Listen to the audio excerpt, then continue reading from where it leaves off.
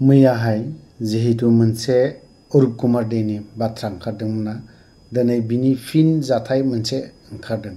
अरुप कुमार देया मा बुंनानै लाखो आरो मा बुंखो?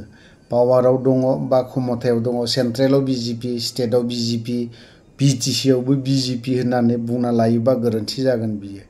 बिजेपिया बेसेबाङाव देरहागोन बे बाराव, नङा होमबा? बेखौबो एसे नायनाया मोजां। अरुप कुमार दे बायदि मानसिया जुदि थायोब्ला इएम जायोब्ला बे किन्तु गैला आरोखि। जाय हक, अरुप कुमार देनि सायाव माखासे मुस्लिम सम्प्रदायनि सुबुंफ्रा बुंदों जे क्षमा बिनांगौ। क्षमा बियाब्ला बिथांनि सायाव एफआइआर होनाय जागोन। खोनासंनानै लानि मानि थाखाय क्षमा बिनो होदों आरो मा बुंब्रनानै लाया। অৰুপ কুমাৰ দে এটা ফটো, মস্ত ফটোৱা বিটিচিত এটা ফটো আছে। এইটো কি ফকীৰা গামৰ মানুহজন মাজে মাজে মিয়া মিয়া কৰে, মাজে মাজে মুছলমান কৰে, কেতিয়াবা মুছলমানৰ মাটি দখল কৰিবলৈ মানে লাগি যায় আৰু কেতিয়াবা তেওঁৰ স্ক্ৰীনশ্বট ভাইৰেল হয়। আৰু শেহতীয়াকৈ আমৰাও বাংলাদেশী, তুমৰাও বাংলাদেশী। মই বিজেপিৰ অসম প্ৰদেশ কংগ্ৰেছ অসম প্ৰদেশৰ সভাপতি, বিজেপিৰ অসম প্ৰদেশৰ সভাপতি ডাঙৰীয়া সুধিছোঁ, তেওঁ নিজে স্বীকাৰ কৰিছে যে বাংলাদেশী বুলি। তেওঁ যদি বাংলাদেশী, তেওঁ সদস্যপদ কেনেকৈ পালে বিজেপিৰ? হয়ে বাংলাদেশী মানুহে এজনে কেনেকৈ ইয়াত মানে বাংলাদেশীৰ তেওঁ এমচি ইএম হ'বলৈ পালে, বিজেপিৰ সদস্যপদ পালে? বৰ আচৰিত কথা যে বাংলাদেশী মানুহে অসমত নিৰ্বাচন খেলিব পাৰে। সেই আমাৰ অভিযোগ নহয়। তেওঁ স্বয়ং ফকীৰা গ্ৰামত এটা ইফতাৰ পাৰ্টিত কৈছে যে তেওঁ বাংলাদেশী। দ্বিতীয়তে, ফকীৰা গ্ৰামৰ এই যে যিগৰাকী ইএম, তাক মই সকীয়াই দিছোঁ, অভদ্ৰজনক মই সকীয়াই দিছোঁ। কথা ভালকৈ ক'ব। তাৰে যিবিলাক মুছলমান মানুহ আছিল, যাতে যিবিলাক মানুহ ইফতাৰত উপস্থিত আছিল, সি নিজে বাংলাদেশীৰ কাৰণে তোমৰাও Bangladeshi. What is the mean? তোমৰাও বাংলাদেশী মানে কি?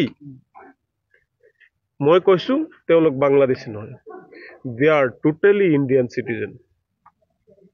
তেওঁৰ কোনো ৰাইট নাই। পূৰ্বতে মুছলমানসকলক বহুত জ্বলাই আহিছে মানুহজনে, বহুত বিৰোধ কৰি আহিছে, আৰু এতিয়া নিৰ্বাচন আহিছে, ভৰিত দিবলৈ গৈছে।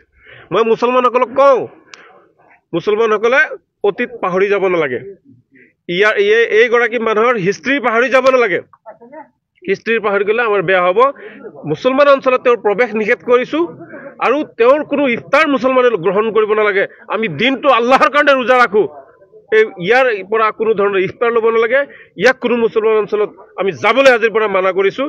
আৰু আমি 24 ঘণ্টা সময় দিছিলোঁ, আৰু কালিলৈকে যদি আমাৰ মুছলমানসকলক বাংলাদেশী কোৱাৰ কাৰণে যদি তেওঁ ক্ষমা নোখোজে, আমি অসমৰ প্ৰতিটো থানাত গোচৰ ৰুজু কৰিম আৰু তেওঁক এৰেষ্ট কৰিবই লাগিব।